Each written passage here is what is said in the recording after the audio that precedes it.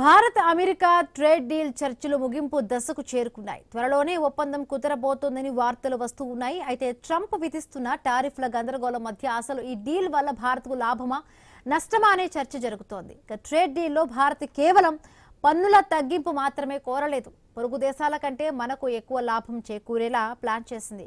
భారతీయ వస్తువులపై ఉన్న పన్నులను ఏకంగా 50% నుండి 18% తగ్గించడానికి ఒప్పుకుంది.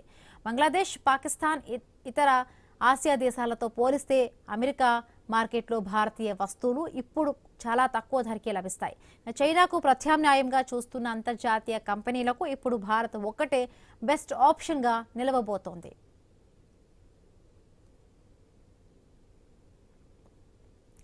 వ్యాపారంలో కొనేవాడే రాజు, ఈ సూత్రాన్నే భారత్ అస్త్రంగా వాడుకుంది. రాబోయే 5 ఏళ్లలో అమెరికా నుండి ఏకంగా $500 బిలియన్ విలువైన క్రూడ్ ఆయిల్, గ్యాస్, విమానాలను కొనడానికి భారత్ అంగీకరించింది.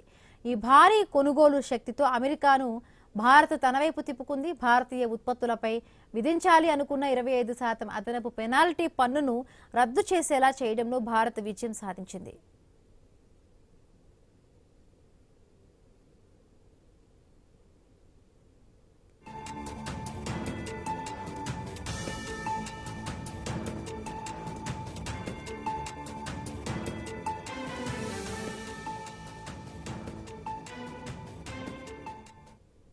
సెక్షన్ 301 చట్టం కింద అమెరికా ఏ దేశంపైనైనా అకస్మాత్తుగా పన్నులు విధిస్తూ షాక్ ఇస్తూ ఉంటుంది.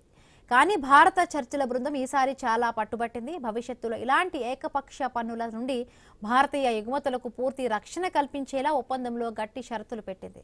దీనివల్ల భారతీయ ఫార్మా, టెక్స్టైల్స్, ఇంజనీరింగ్ రంగాలకు అమెరికా మార్కెట్లో దీర్ఘకాలిక భరోసా లభించనుంది.